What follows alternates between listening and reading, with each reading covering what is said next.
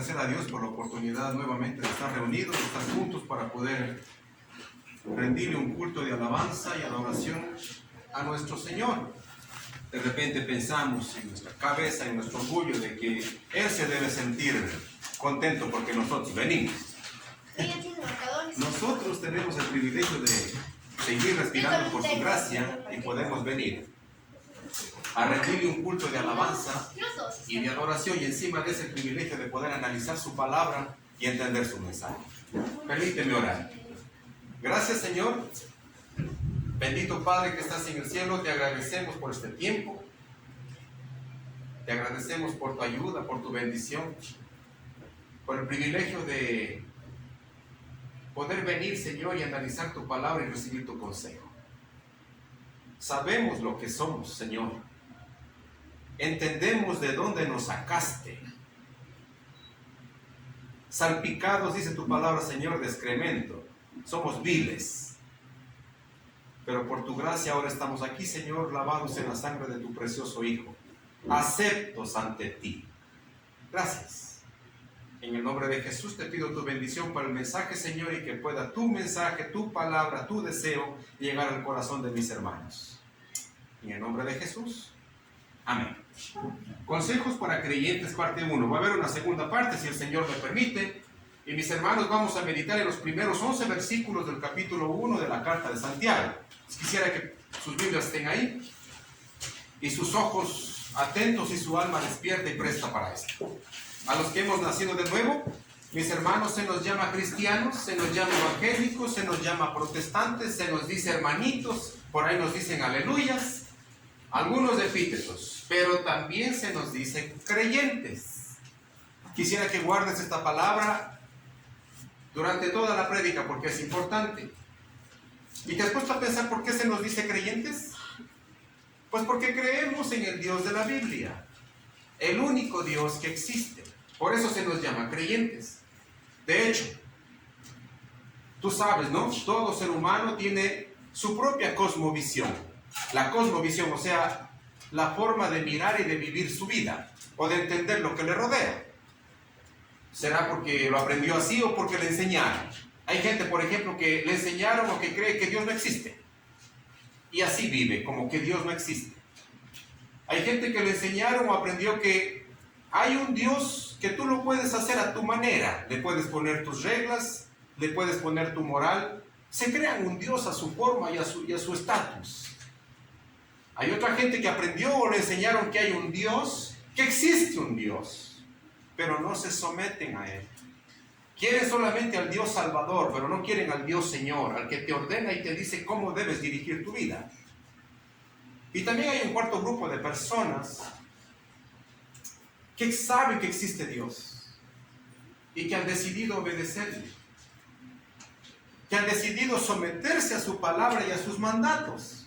A esas personas se nos llaman creyentes. De ahí el título de esta prédica: consejo para creyentes. Nosotros somos los creyentes. Mira lo que dice Juan capítulo 20, versículo 27. Si quieres anda por ahí, pero el texto principal está en la carta de Santiago, el primer capítulo. Y esta fue la cuarta vez que se aparece Jesús, ya después que resucitó. En la tercera vez se apareció a los discípulos y no estaba Tomás, y ahora se aparece y está Tomás. Y mira lo que dice.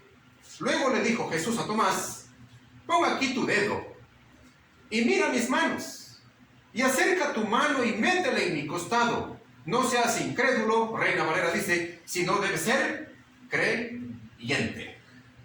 Jesucristo nos tilda a nosotros como creyentes. Entonces, creyente es quien cree en el Dios de la Biblia. Mira, mi hermano, estos consejos no cuadran en una persona que no es creyente. Más bien le molesta, le incomoda. Y tal vez hasta te repudiará. Algunos son muy diplomáticos, ¿no? Te dice qué bonito, sí, qué lindo que hablas, sí te sirve. Y si te sirve a ti, yo estoy feliz. Pero eso no es para mí. Entonces, consejos para creyentes, parte 1, es para nosotros. Entonces, mi querido hermano, pongamos mucha atención a los consejos de nuestro hermano Santiago que nos propone. Y sabes algunos detalles de Santiago. Él al principio, igual que nosotros, no aceptó a su hermano. Su hermano era Jesús, él era un hijo de la Virgen María también. Por eso leímos por ahí un versículo, él tenía hermanos, los que escribieron las cartas, el Judas, el Santiago, había por ahí un José, un Simón, y tenía hermanas también. Jesús tenía hermanas. Algunos teólogos dicen que él era el primo, pero otros teólogos dicen que él era el hermano, y a mí me gusta pensar que él era hermano, ¿sí? Que eran niñitos y jugaban cuando niños y todo eso. Y él no aceptó a su hermano, al Señor Jesús como Salvador en un principio. No lo aceptó. La Biblia no explica por qué. Pero lo que sí explica es que Santiago, sus familiares, sus vecinos, sus primos, sus tíos sabían que Jesús era el Mesías. Y tú dirás, ¿cómo así? Nosotros somos creyentes y hemos leído la palabra de Dios. Y tú entenderás que Elizabeth, esta mujer que era casi anciana, ya estaba embarazada de Juan el Bautista y era esposa del sacerdote Zacarías, que eran los papás de Juan el Bautista. Tú entenderás cuando lees la Biblia que ellos reconocieron a Jesús como ¿qué? Como el Señor de ellos. La Biblia dice eso. Cuando vino María y la visitó a Elizabeth, dijo, oh, qué privilegio tengo que la madre de mi Señor, de mi Salvador, me visita. Ellos sabían. Zacarías quedó mudo por no creer que su esposa iba a quedar embarazada de Juan el Bautista, ¿no? Y el ángel le dejó mudo porque no creyó. Y Juan el Bautista era el pregonero, era el heraldo, el que venía anunciando que Jesús venía. Ellos sabían quién era Jesucristo. Simeón, ¿te acuerdas, no? Simeón, este viejito, también reconoció a él. La profetisa Ana, esa mujer que ya era una anciana, que estuvo casada 7 años, quedó viuda y luego se entregó por completo al servicio del templo, ella también reconoció y decía, Él es el Salvador del pueblo judío. Lo reconoció también. Y los reyes magos, que nosotros llamamos, estos sabios del oriente, llegaron a ver a Jesús y le dijeron a Herodes, ¿dónde está quién? El rey de los judíos, para que nosotros podamos adorarle. Ellos le reconocieron. Mi querido hermano, como te das cuenta, si pensamos un poquito, esto era un evento público. Sabían que Jesucristo era el Mesías. Herodes, dice en una parte ahí, mandó a llamar a los sabios, a los sacerdotes, y dijeron, y él les preguntó, ¿y dónde es pues que él va a nacer? Y dijeron, en Belén. Ellos sabían la profecía, todo eso ellos sabían. Y sabían que se cumplía. Ellos no fueron a adorarle, ellos planearon matarle. Mi hermano, sabían quién era él. Ellos sabían que él era el Mesías, es decir, el ungido, el elegido de Dios para salvar al pueblo judío, pero no lo aceptaron como Señor y Salvador, como nosotros antes y como Santiago también. ¿Sabes por qué? Porque el corazón duro de ellos esperaba otro tipo de Salvador. Ellos esperaban un rey poderoso, con tanta pomposidad, ellos esperaban. O esperaban un político hablador, que también habían antes, mentirosos, que solo prometen cosas. Eso esperaban ellos. O esperaban también un guerrero extraordinario, un Sansón, un tipo que haga cosas impresionantes. Eso esperaban ellos. O también un líder, un fariseo de estos con mucho renombre. Ellos esperaban. Pero cuando vieron a Jesús, ¿qué vieron? Ellos vieron a un hombre humilde, sin pomposidad, sin renombre, sin poder a sus ojos. Eso vieron ellos. ¿Y esto? Salvador de los judíos. Obviamente, lógicamente lo rechazaron. Y se burlaron de él, incluidos sus hermanos. La palabra de Dios dice, incluido Santiago. Cuando tú lees Juan capítulo 7, versículos 3 al 5, dice, y sus hermanos le dijeron a Jesús, sal de aquí. Se estaban burlando, cuando tú lees todo el contexto, se estaban burlando de él, sus propios hermanos, así dice la Biblia. Y vete a Judea, le dicen, donde tus seguidores puedan ver tus milagros. No puedes hacerte famoso si te escondes así. Si tienes poder para hacer cosas tan maravillosas, muéstralos al mundo. Versículo 5 del capítulo 7 de Juan, pues ni siquiera sus hermanos creían en él. Dice la palabra de Dios. Juan lo dejó redactado. Y Marcos 3:21 dice, cuando los familiares de Jesús supieron lo que él hacía, fueron a llevárselo porque decían, se ha vuelto loco. Así opinaban ellos de Jesús. No entendían su ministerio público. Él estaba haciendo cosas grandes y hermosas. Predicaba el evangelio. Él dijo, yo y mi Padre uno somos. Ellos decían, te has vuelto loco. Los mismos familiares. Mis hermanos, la historia de Santiago, hermano de Jesús, es muy parecida a la nuestra en el sentido de que sabemos que existe Dios. Nosotros festejamos cada año el nacimiento del Salvador. Hacemos dramas, hacemos teatros, intercambios de regalos. Sabemos que nació un Salvador, pero no lo aceptamos como Señor. Hasta que un día, por su gracia, por la misericordia de Dios, por el amor de Dios, por fin nuestro terco corazón se rindió a Él. Yo no sé cuál es tu situación. Yo no sé cómo naciste de nuevo. Yo no sé cuál fue tu circunstancia. Todos tenemos una relación muy íntima para haber llegado al Señor Jesús. No sé qué pasó, pero sí tenemos un denominador común. Nosotros les dijimos, en algún momento en nuestra vida no podemos seguir viviendo así.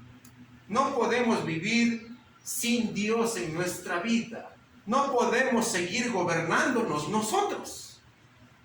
Ese es nuestro denominador común y por eso estamos aquí como creyentes, mi hermano querido. Y estos consejos son para ti. ¿Sabes? Dios el Padre Eterno lo hizo todo. Él nos creó en el vientre de nuestras mamás. Él nos planificó. Él cogió ese esperma y dijo, se fecunde ese óvulo y ¡boom! Sopló aliento de vida en nosotros y nosotros fuimos. Después que nacimos, Él nos buscó. ¿O tú lo buscaste a Él? No. Dios te buscó. Y Él mandó a su Hijo para que pague esa deuda que es imposible para cualquier ser humano pagar. Después de eso mandó su Espíritu para que viva en ti. Para que viva en mí una vez que lo aceptamos como Señor y Salvador. Y aún hoy, ¿por qué estás aquí? Aún hoy porque Dios te sigue dando el aliento para vivir. Te cuida, te bendice, te guía, te ayuda, te sustenta. Aún hoy. Dios lo ha hecho todo.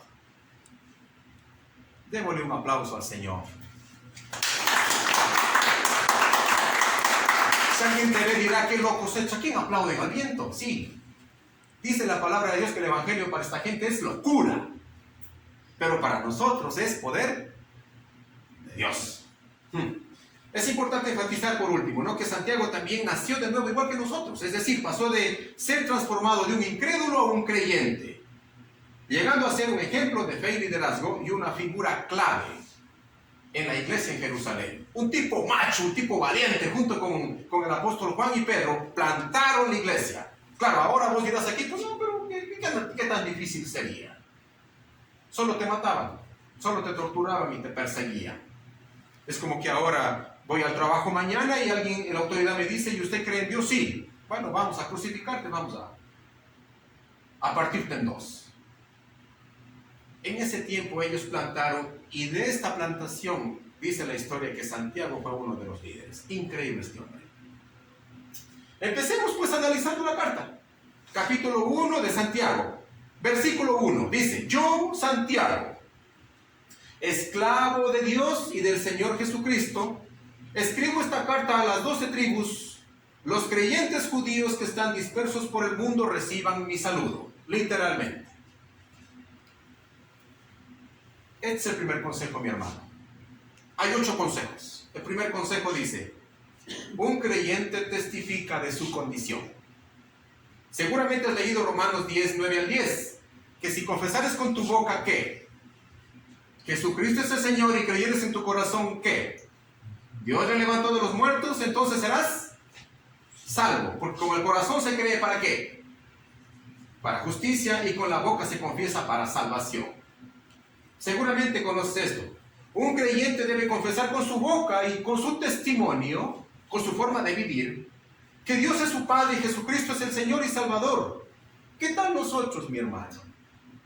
Dime tú. Te conocen en tu barrio, te conocen en tu trabajo, te conocen en tu familia, te conocen en el mercado, en la gasolinera, como un hijo de Dios. ¿Será que si en el barrio tuyo alguien viene y dice, oiga, ¿me podría mostrar a uno de estos creyentes? El vecino dijera, sin dudar, y te apunta a vos, ese de ahí es uno de esos, ese es un creyente. ¿Será que te pueden tildar así? Pensemos en eso y pidamos a Dios la valentía de este hombre para ser como él.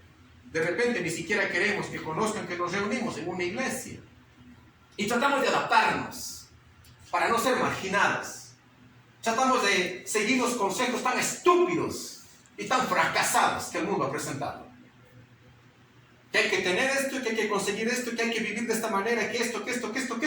Todo un mundo de fracasados. Y nosotros queremos amoldarnos a ellos. No, mi hermano.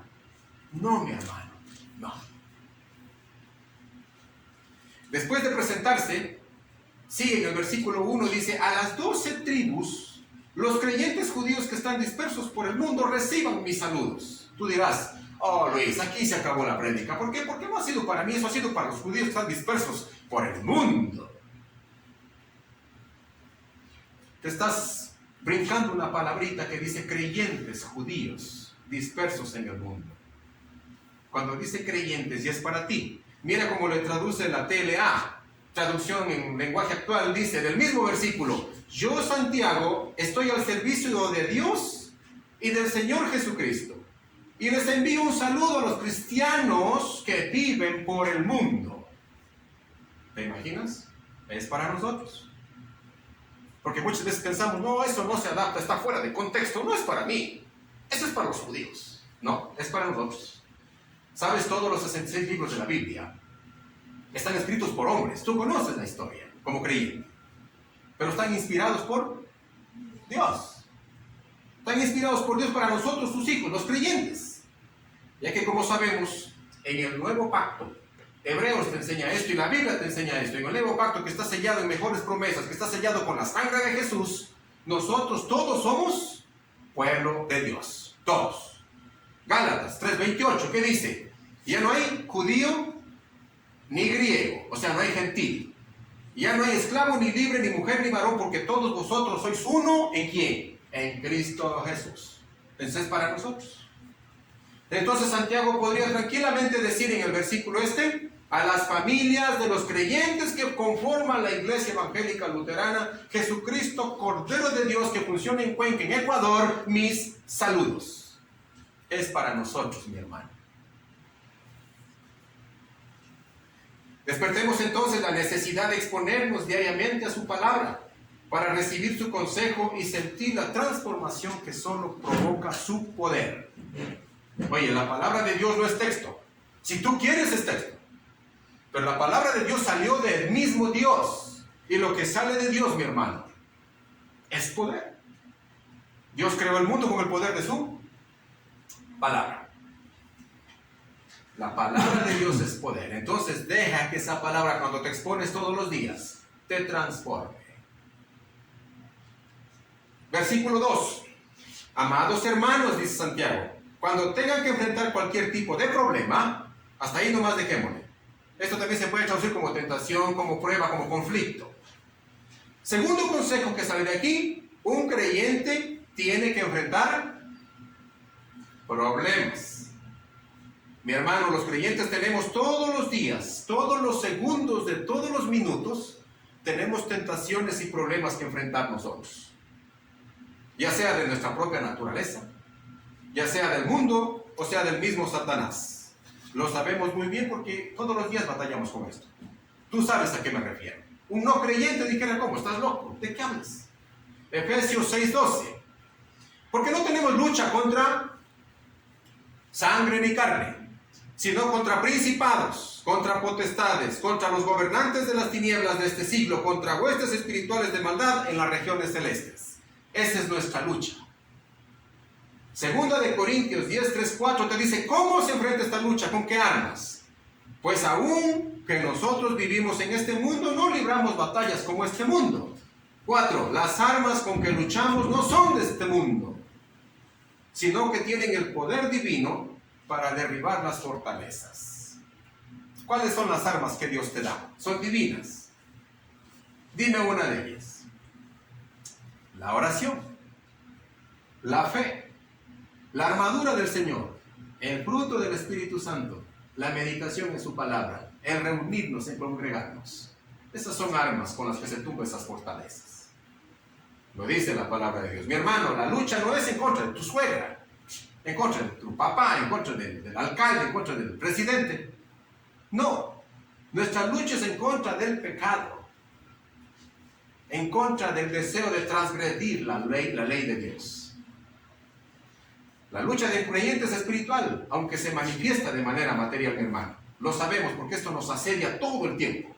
Entonces Santiago dice que en la vida de un creyente tiene que haber problemas. No pintes en tu cabeza que venga Cristo y todos los problemas se desvanecen. ¿Quién ha dicho eso? Ese es el evangelio de Satanás. El evangelio de esa prosperidad. No es así. Sigamos con el versículo 2, el resto de él. Dice, considérelo como un tiempo para alegrarse mucho. Esta es la segunda parte. La primera dice que un cristiano tendrá problemas. Y cuando vengan los problemas, Santiago dice, considéralo como un tiempo para alegrarte. Tercer consejo, alégrate en medio de un problema. O en medio de tu problema.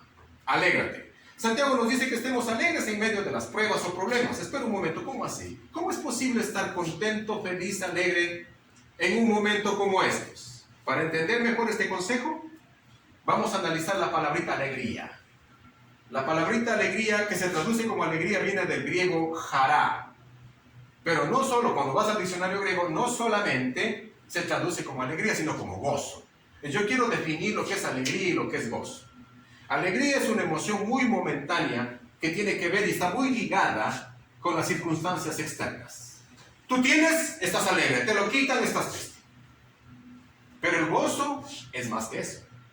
El gozo es un estado más profundo espiritual que no depende de las circunstancias externas.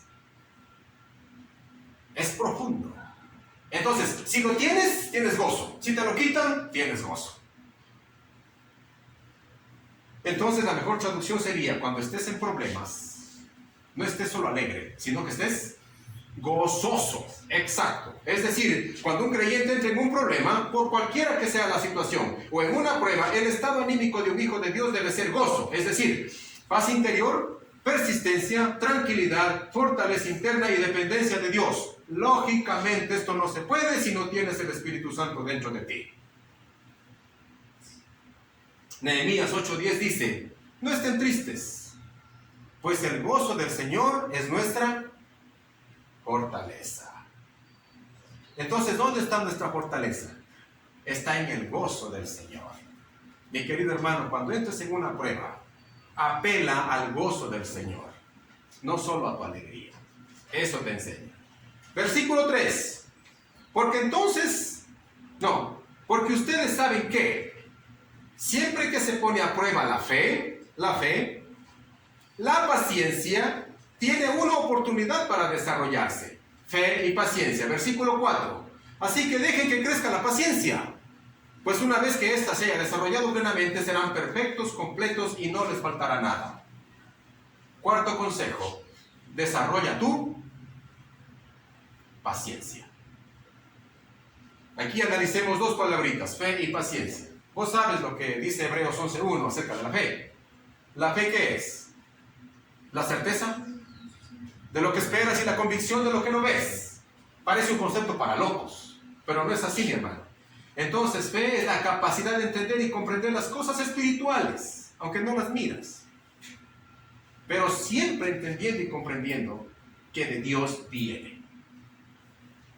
Paciencia, en cambio, no es resignación, no es sometimiento. Ya pasó, pues ya pasó y lo acepto.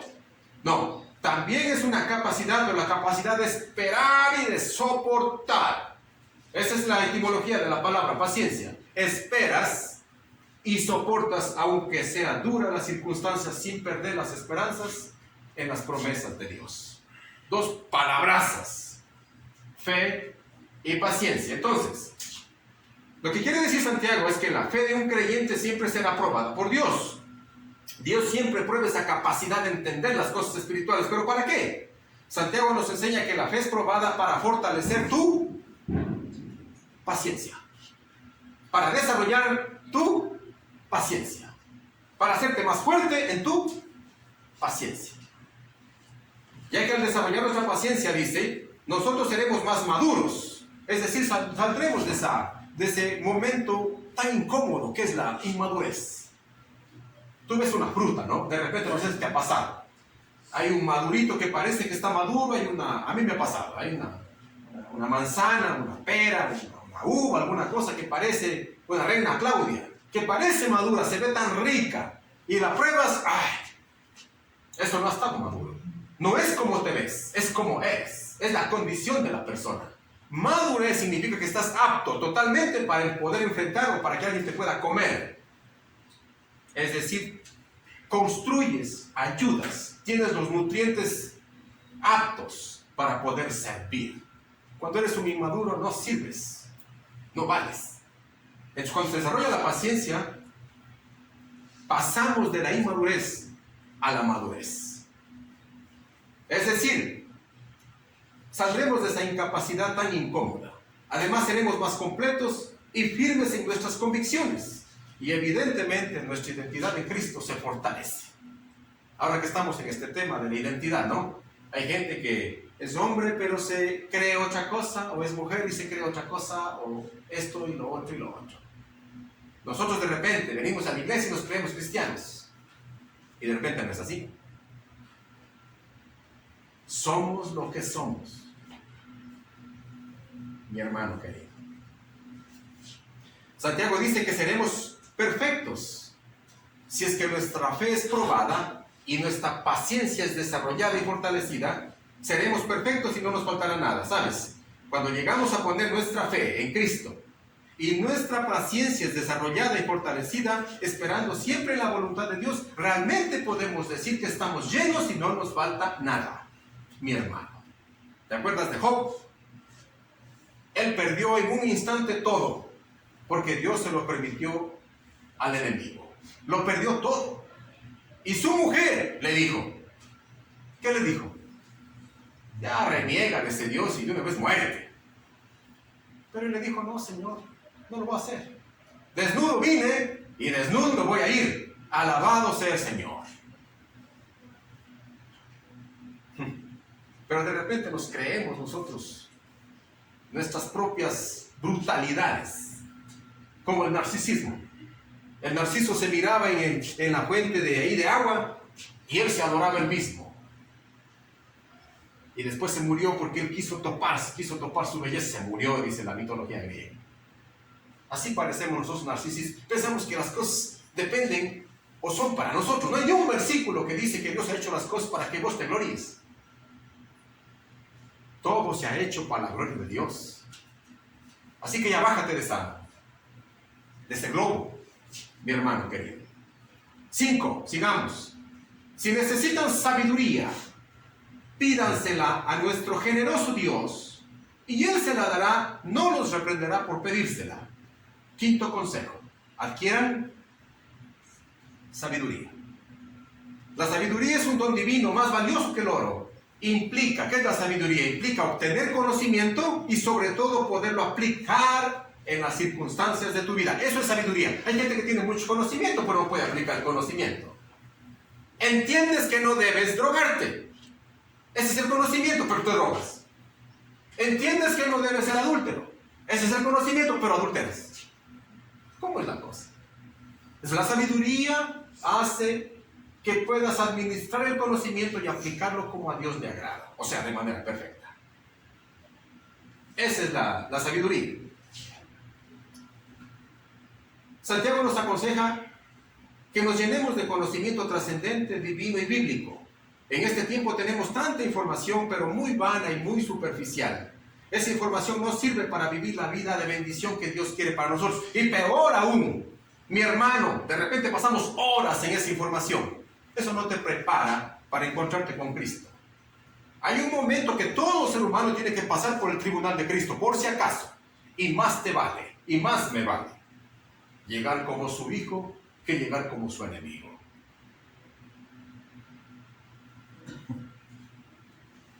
Entonces sería bueno que filtremos y nivelemos bien la balanza diariamente del conocimiento, la información y los datos que metemos en nuestras mentes.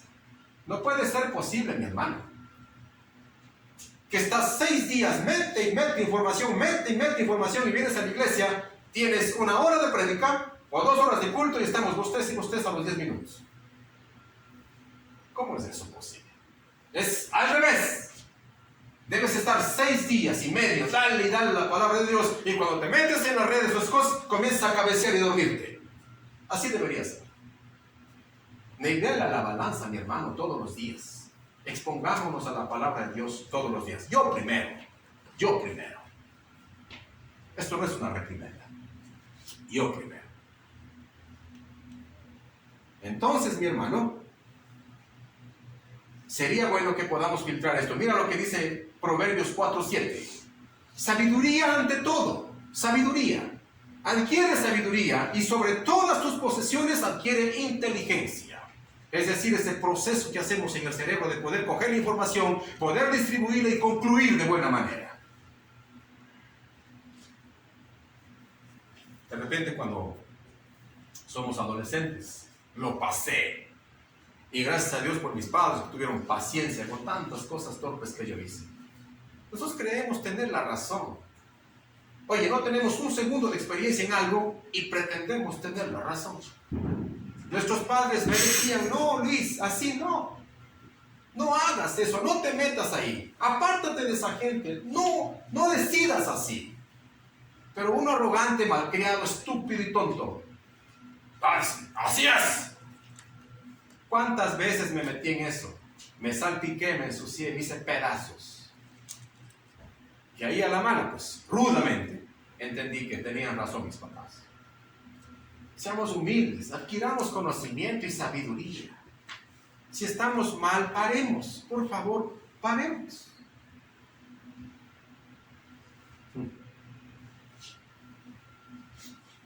Versículo 6. Cuando se la pidan, sabiduría, asegúrense de que su fe, esta capacidad de entender lo que el Señor quiere para nosotros, solamente está en Dios. Y no duden, porque una persona que duda tiene la lealtad dividida. Es tan inestable como una ola del mar que el viento arrastra y empuja de un lado para otro. Versículo 7. Esas personas no deberían esperar nada del Señor. Hay una versión que me encanta, dice, no deberían esperar nada bueno del Señor. Versículo 8. Su lealtad está dividida entre Dios y el mundo, y son inestables en todo lo que hacen. Sexto consejo, fortalece tu fe y saca las dudas de tu vida. Para aquellos que notan, sexto consejo, fortalece tu fe y saca las dudas de tu vida. Estamos claros de que la sabiduría que viene de Dios, la sabiduría que le pedimos a Dios es perfecta, buena y es santa. Conocemos eso. Y el consejo es que cuando pidamos sabiduría lo hagamos con fe. Es decir, con la capacidad de creer en las promesas de Dios. ¿Qué es dudar? La duda es la incertidumbre. Es la inseguridad de que tal vez pasa o tal vez no pasa. Eso es un pecado. Es como estar diciéndole a Dios, parece que lo que dices no es tan cierto. Tienes tu lealtad dividida. Porque si lo haces dudando, tu petición es inútil. ¿Por qué? Porque dice Santiago que esta clase de personas tiene su lealtad dividida. Obviamente, una familia, un equipo, una institución, un país que está dividido no puede progresar. Tu lealtad igual. Si tu lealtad está dividida entre Dios y el mundo, no va a progresar, mi hermano. No va a progresar. Y como dice el versículo 7, estas personas no deben esperar nada bueno del Señor. Lógico, porque ¿a quién estás pidiendo? ¿A Dios o al mundo? Esta clase de personas, dice Santiago, son inestables como la ola del mar, que el viento arrastra de un lado para otro. Un rato están felices, otro rato están tristes. Ustedes están contentos, están bravos. Así están, todo polaridades opuestas. Y el Señor Jesús tiene un concepto acerca de esta gente. Apocalipsis 3:16, palabras del Señor Jesús. Por cuanto eres tibio, y por cuanto no eres frío, ni eres caliente, yo te vomitaré de mi boca aquel día. Así opina Jesús de esta gente. Mi hermano, no dudes, no dudes. Evidentemente Santiago hace caer en cuenta de que estas personas no deben esperar nada del Señor. Mi hermano, la duda es una práctica, es un pecado, porque Dios dice que no lo debes practicar. Es un pecado que debes evitar como todos los demás pecados, porque a Dios no le gusta. Obviamente porque estás dividiendo la confianza entre Dios y el mundo. Por favor, mi hermano. Escucha lo que dice Isaías 42:8. Yo soy Dios, yo soy el Señor. Ese es mi nombre. No le daré mi gloria a nadie más, ni compartiré mi alabanza con ídolos tallados. Más claro, imposible. Dios dice que no da su gloria ni comparte su alabanza con nadie. Mi hermano, es lógico, porque no hay otro Dios como Él. Él es único. No hay nadie que se compare con Él. Él solo es Dios y digno de todo el culto, la alabanza y la adoración de toda su creación por todo el tiempo. Entonces es lógico. Mi hermano, entonces el consejo es que si le pedimos a Dios, hagámoslo con humildad y con la fe puesta en el único Dios, sin dudar. Debemos estar convencidos de que la obra del Señor Jesucristo, a la cual nosotros nos aferramos y en la cual nos escondemos, y en la cual somos sanos y libres de la condena del pecado, nos garantiza que tengamos fe y que nuestra oración es escuchada por Dios. Mi hermano, Dios te va a escuchar, siempre te va a escuchar, y te va a responder. Que no nos guste la respuesta del Señor, ese es otro tema, pero Él siempre te responderá y te escuchará si lo haces con humildad y sin dudar.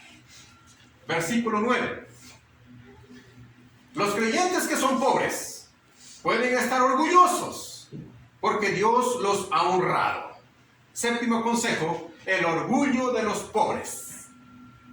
La palabra griega traducida como pobre es tapeinos, que significa una persona de humilde condición, es decir, una persona con una vida modesta, con pocos recursos y de bajo estatus social. A esto se refiere. A estos hermanos Santiago les dice que están orgullosos, pero tú dirás un momento, ¿cómo es eso? Dios detesta a los orgullosos. Pero es que, hermano, hay dos clases de orgullo. Hay un orgullo legítimo y hay un orgullo que no es legítimo. En este caso, él se está refiriendo a un orgullo legítimo, es decir, un orgullo que no está basado en tus posesiones y en tus logros, sino en pertenecer a la familia de Dios. Es decir, pasas de ser un enemigo de Dios. Es decir, pasas de ser un vil a ser un hijo de Dios. Ahí debe estar tu orgullo. Eso le enseña. Mi hermano, Santiago está consciente de que en la iglesia existen hermanos de todas condiciones económicas. Y nos dice que si eres hijo de Dios, tu condición de pobreza no significa maldición o desgracia, porque eso decían en el tiempo de Jesús. Si vos eres pobre, es porque Dios te ha maldecido. Si vos lo tienes, es porque Dios te ha maldecido. Y si yo tengo plata, tengo estatus y tengo nombre, es porque Dios me ha bendecido. Sarta de corruptos, sepulcros blanqueados, les dijo el Señor Jesús. No era así. Entonces tu condición de pobreza ya no es tu condición de maldición. Por lo que debes entender que legítimamente tu orgullo ahora está en ser hijo de Dios. Eso es lo que está diciéndole. El orgullo de un pobre, si eres pobre en la iglesia, en la familia de Cristo, no es porque no tienes, sino es porque perteneces a la familia celestial. Eso debe ser tu orgullo. Y conozco gente de los dos lados. Conozco gente muy humilde. Una gente que de repente me cuida el carro cuando yo doy los conciertos. Muy humilde. Pero cuando hablo con ellos tienen una riqueza espiritual, oye, increíble. Increíble. Una vez alguien me dijo a mí, el que cuidaba, le doy $1. Porque otros no le dan nada, a otros le dan centavos. Dice, gracias. Con esto ya tengo y ajusté para la merienda de mi familia. Él vive el día y vive feliz. Y él agradecía a Dios. Gracias a Dios por su $1. Le digo, bueno, qué bueno que pude ser parte de eso. Increíble, ¿no? Ahí está la riqueza de una persona que es pobre. No en sus cosas y en sus logros y no sé qué piensan en la cabeza. Vamos con los dos últimos versículos. 10 y 11. Y dice, a los que son ricos, en cambio, deberían estar orgullosos de que Dios los ha humillado.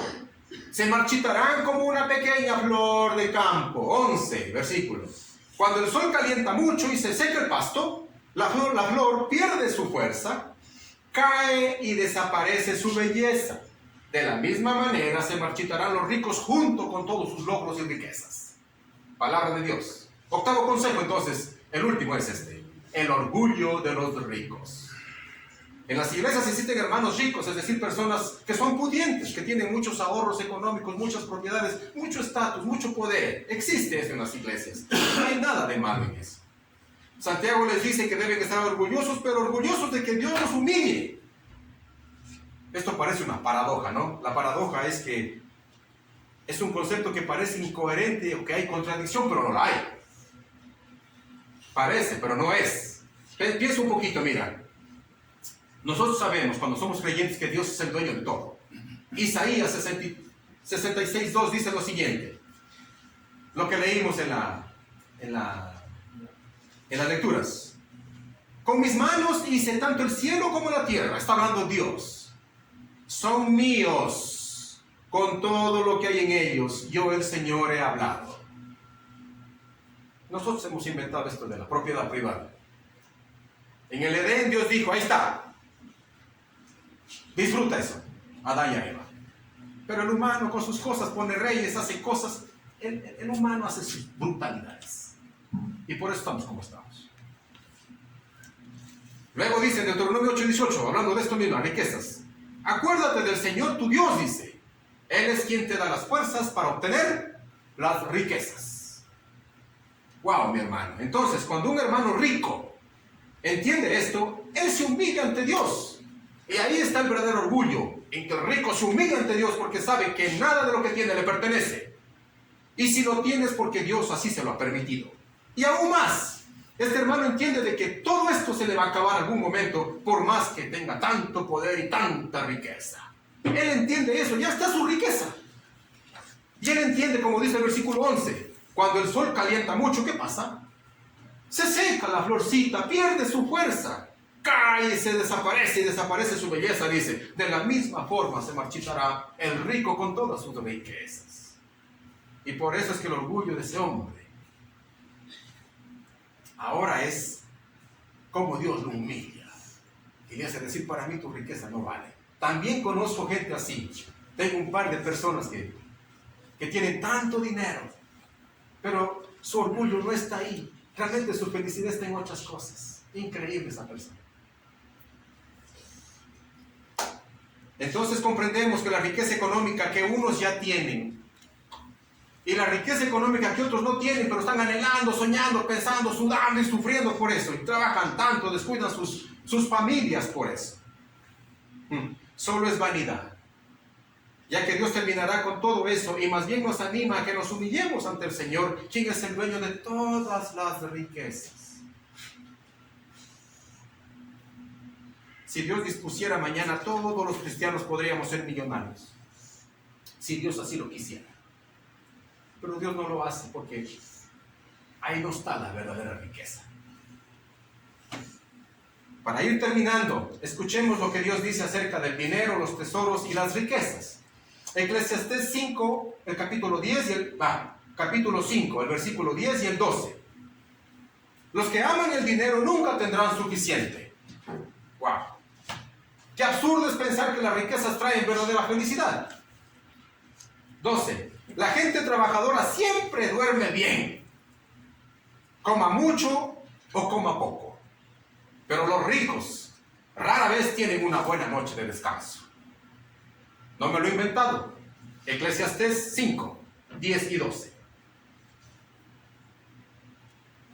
Mis abuelos, especialmente uno de ellos, mi abuelo matriarcal, prácticamente fue un esclavo, como él trabajaba, y le pagaban minucias y torpezas.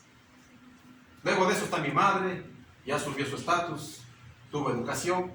Luego estoy yo, he subido un poco más y estamos así avanzando, es que, y pensamos que eso es la riqueza, pensamos que eso es el objetivo del ser humano. Estamos confundidos, mi hermano. Claro que hay que estudiar, claro que hay que trabajar, claro que hay que ahorrar y administrar bien el dinero, claro que hay que seguir adelante, es lógico. Eso es también parte de la gloria de Dios, pero ese no es el objetivo. Camina primero con Dios y arrastra tus riquezas. Pero no, pues estás montado en las riquezas o en tu orgullo y de ahí quieres caminar. Hola Señor, ¿cómo estás? Y caminas tu vida. Estás equivocado. Así no funciona con Dios. Primero de Juan 2:17. Y este mundo se acaba junto con todo lo que la gente tanto desea. Oye, el Señor es tan clarito. Se va a acabar esto, mi hermano, que tanto desea. Se va a acabar esto, que estás aferrado ahí. Se va a acabar. Pero el que hace la voluntad de Dios vivirá para siempre. Wow. Mateo 6, 19 y 20. No almacenes tesoros aquí en la tierra, donde las polillas se lo comen y el óxido los destruye, y donde los ladrones entran y roban. Versículo 20. Almacena tus tesoros en el cielo, donde las polillas y el óxido no pueden destruirlos y los ladrones no entran para robar. Finalmente, el autor de la carta a los Hebreos nos hace caer en cuenta de que Moisés nos enseña dónde está la verdadera riqueza. Hebreos 11, 24 al 26. Fue por la fe, dice. Este es el capítulo de la fe. Fue por la fe que Moisés, cuando ya fue adulto, rehusó llamarse hijo de la hija del faraón. Tú dirás, tontera. Claro, no fue contigo. Él rehusó llamarse hijo de la hija del faraón. 25. Prefirió ser maltratado con el pueblo de Dios a disfrutar de los placeres momentáneos del pecado. Posiblemente dicen algunos estudiosos que él iba a ser el próximo faraón. Él renunció a eso y dijo, no, me voy y me humillo con mi pueblo. 26. Consideró que era mejor sufrir por la causa de Cristo que poseer los tesoros de Egipto, pues tenía la mirada puesta en la gran recompensa que recibiría. Uno diría que es loco. Claro, la prédica es consejo para creyentes, no para no creyentes. Esto deberíamos hacer nosotros. Él tenía la fe, la mirada puesta en la gran recompensa que recibiría. ¿Y cuál fue su recompensa? Fue hablar con Dios cara a cara, como quien habla con un amigo. Dice Éxodo 33:11. Mi hermano, Dios quiere hablar contigo y conmigo, cara a cara, como un par de amigos. Quiere hablarnos sobre sus promesas. Es decir, que tendremos vida eterna y seremos sus hijos si ponemos nuestra fe en Jesucristo, su Hijo. Esa es la verdadera riqueza, mi hermano. Para terminar, querido hermano, te animo a que estudiemos y pongamos en práctica estos 8 consejos de Santiago. Mi hermano, esforcémonos todos los días por vivir como vivió Moisés, es decir, una vida de humildad, rechazando al mundo, al enemigo y aún rechazándonos nosotros mismos, con el propósito de vivir una vida que le agrada a nuestro Dios.